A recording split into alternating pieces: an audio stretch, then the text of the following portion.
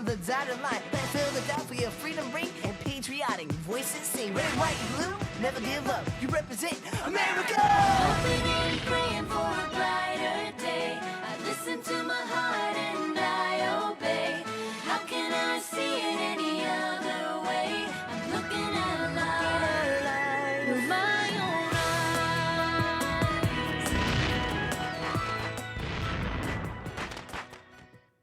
Today on Liberty's Kids. These rebels need to be taught a lesson. Will you let them burn down the town? All companies march to the bridge, but hold your fire. We'll not fire on the king's troops unless we're fired upon first.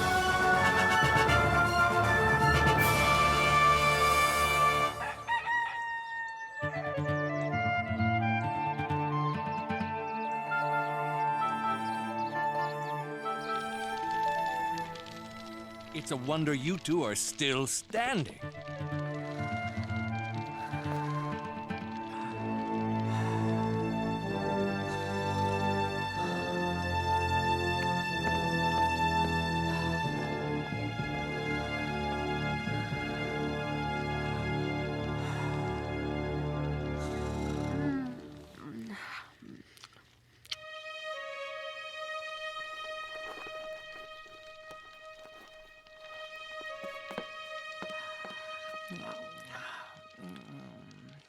April 19, 1775. Dear Mother, the people of the colonies are stubbornly independent, Raised our taxes. Did we ever say? none more so than here in Massachusetts.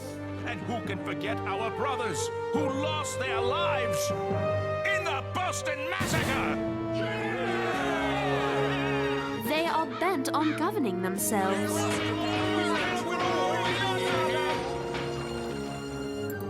And now decry the same redcoats who just 12 years ago helped them win the French and Indian War. The British are on the move!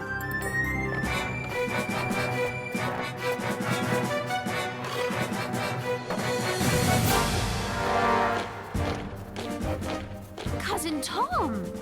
He's serving under General Gage, marching on Concord. What must he be thinking right now? Cousin Tom, you are the answer.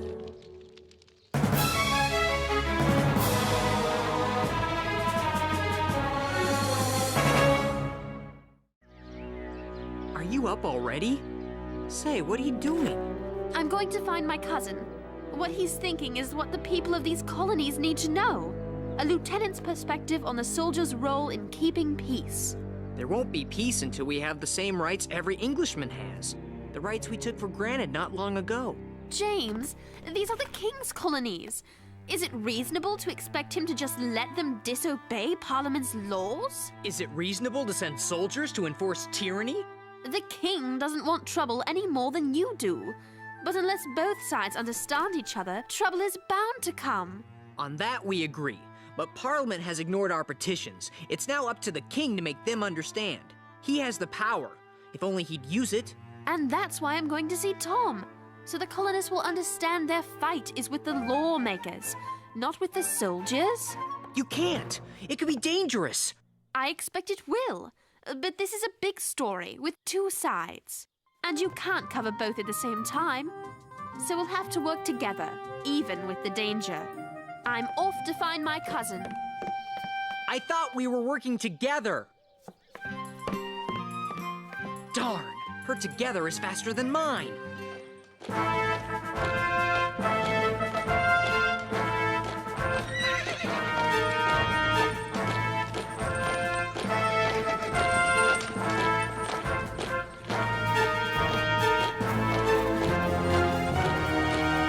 Company, halt!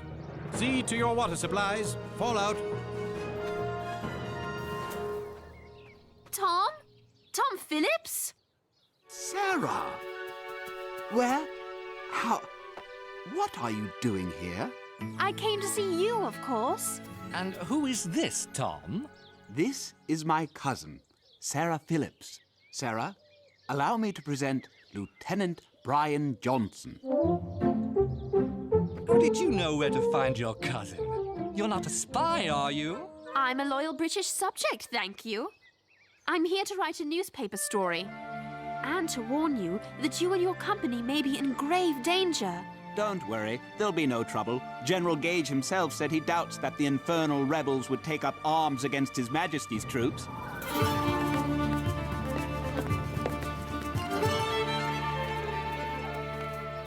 Mr. Monroe, I'm James Hiller, a journalist for the Pennsylvania Gazette. I was wondering what militia this is and who is in charge. There are two companies here, James. Minute Company and Alarm. Our leader is up ahead, there at the green. And he would be... A veteran of the French and Indian Wars, Captain John Parker. Major Pitcairn, what do you make of all these bells? They announce our presence, sir. Fie, this was to have been a secret mission. I'm afraid it's no secret, sir. And I doubt we'll be able to seize the colonial's munitions as we planned. Cursed rebels. We've endured a sleepless night and tremendous discomfort because of them.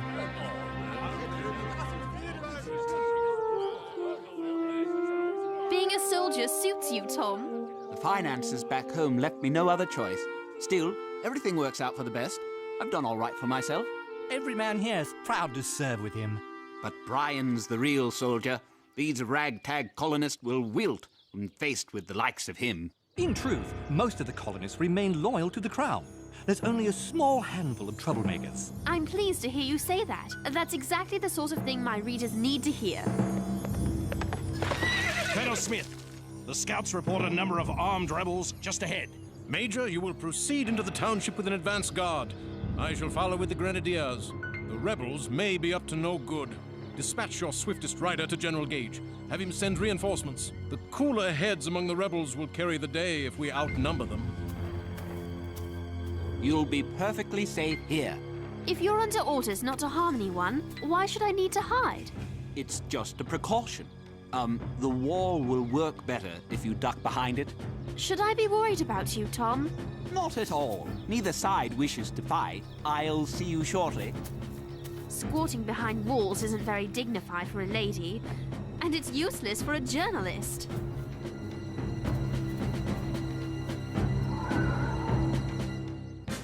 Gentlemen, please form into your respective companies. What about me, Captain Parker? You're welcome to join us, lad, but you'll need a weapon. I'm afraid we have none to spare. Here's my weapon. I'd like to join as a journalist. A writer printing the right things is worth 1,000 soldiers. You might want to amend that statement, sir. Light Company, advance! Sound to arms! Sound, advance!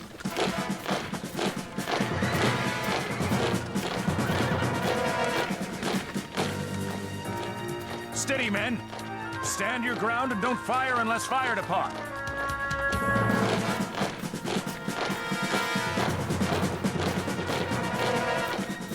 They number close to 650.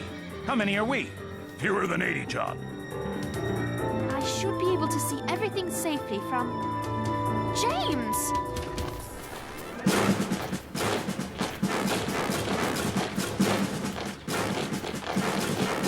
Sergeant Monroe, form ranks.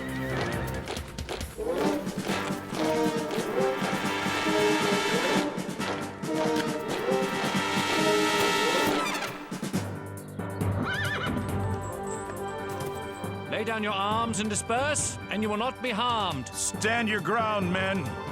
Surround and disarm them. Please disperse. Please do as the Major says. Surround and disarm them. Charge bayonets. Light Company, advance. Surrender your arms. Never, we will not.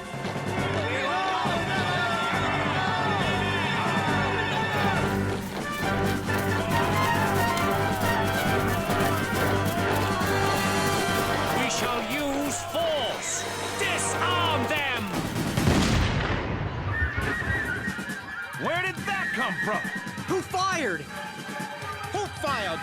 Precinct arms! Precinct arms!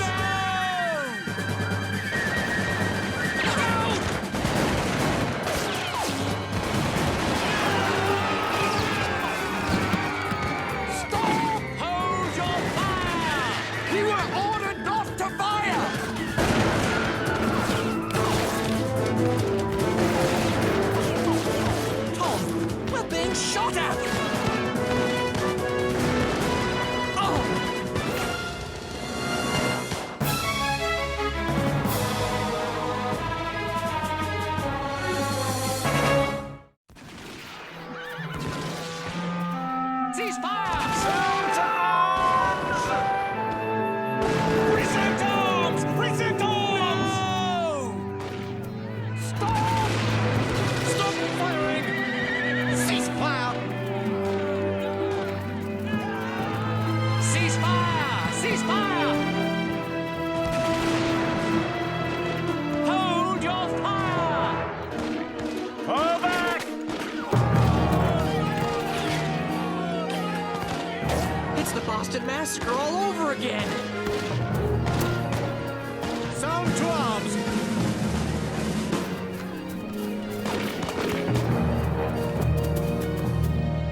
And keep those flintlocks shouldered!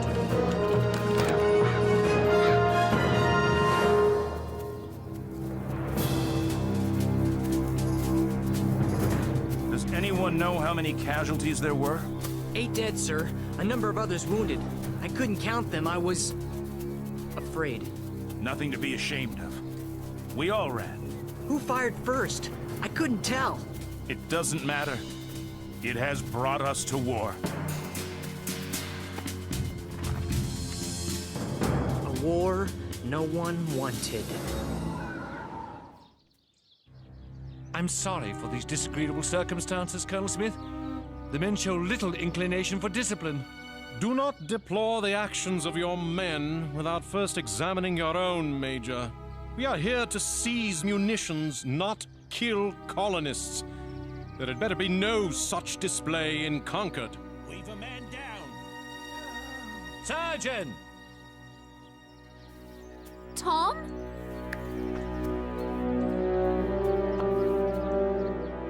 Tom? It's Brian. No. His leg is badly shot up.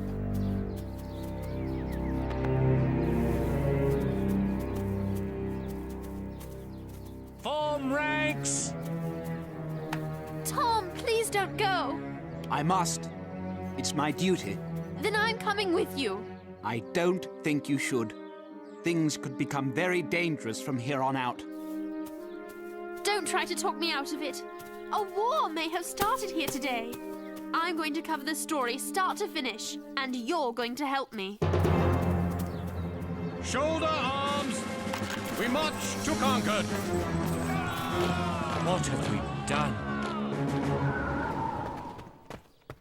Where are we headed, Mr. Hosmer? To the Liberty Pole. Major Buttrick's giving orders. He's a good man. We fought side by side against the French and Indians during the last war. There's been shooting. What's going on? Is anyone The rumors are true. The Redcoats have shot and killed militiamen in Lexington. 2 of my kinsmen among them. We'll make them pay. How dare they? Now they're headed here to Concord. The men of Acton await your orders, Major Buttrick. As do the men of Lincoln! Miriam's Corner And already? Bedford! Excellent. We'll need every man to help defend our liberties. Follow me. We'll show them! We must defend ourselves. This war. We don't get away with it. Sergeant, I have a friend, a fellow journalist, who's with the British. Is there a way we can tell the men not to shoot at her? They won't aim for a woman. But these muskets are not accurate at a long distance. They could hit anybody or miss everybody. I hope that anybody is not Sarah. Look at them. How brazen. They're not even trying to conceal their strength from us. Colonel Smith, sir. Lieutenant Tom Phillips, sir. And this is my cousin, Sarah Phillips. She's a journalist. Is that so, Miss Phillips? Yes, sir. For the Pennsylvania Gazette. Ben Franklin's newspaper. Sarah is a loyal British subject, here to tell the British side of the story, sir. I believe that the majority of people here are loyal to England and supportive of the army's presence. But there are those who would paint you as monsters. I wish the colonists to know that the army is just as human as they are. And Dr. Franklin has allowed me to do that. You do have a way with words. Very well. Allow me to offer you an excellent seat and a spyglass so that you can witness my gentle-handed discipline of the rebels. Thank you, sir. Lieutenant, you are dismissed. James, where are you? You You there! Yes, you. Come here. Yes, sir? If you're going to report, I want you to do it from a safe distance. Nowhere near the fighting. Yes, sir.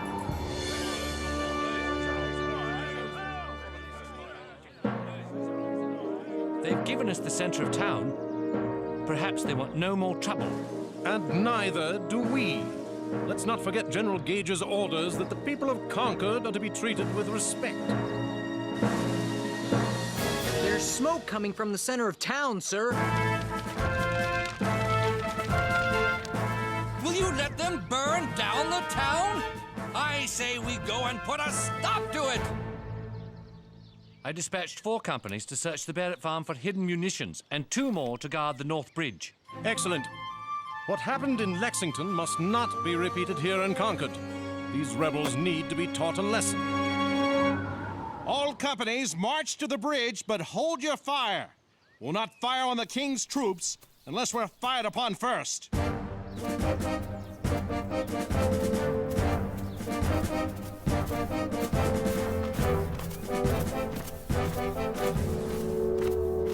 They're coming to cross the bridge, Captain Laurie. If they want the bridge, we'll give it to them. In pieces. Destroy the blanket. How dare they? They can't do that! We can't let them do that! Let's get them! It's no use, Captain. We don't have time. Something is happening at the North Bridge.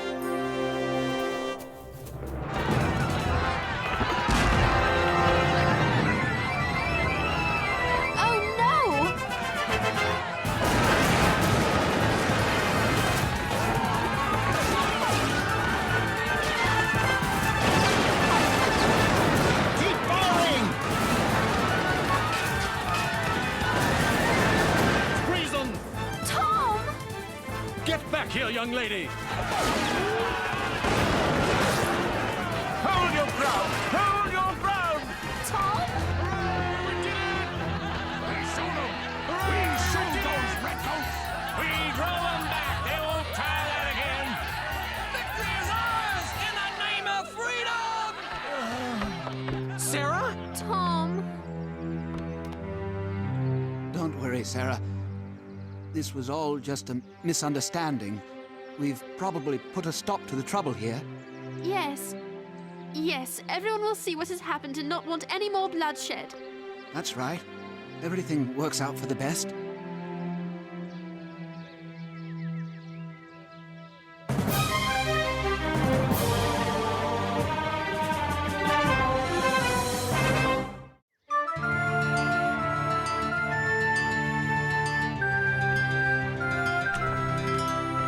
Sarah!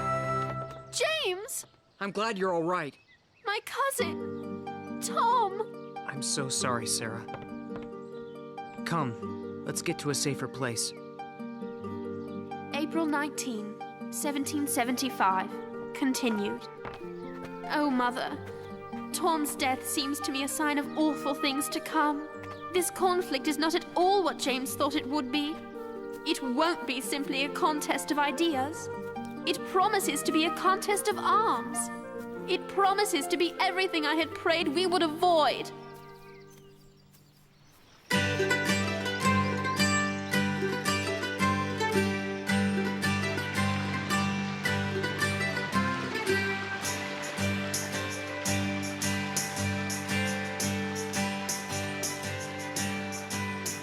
Dr. Franklin! Dr. Franklin! Moses, it's good to see you. How's London? Far away, both geographically and politically.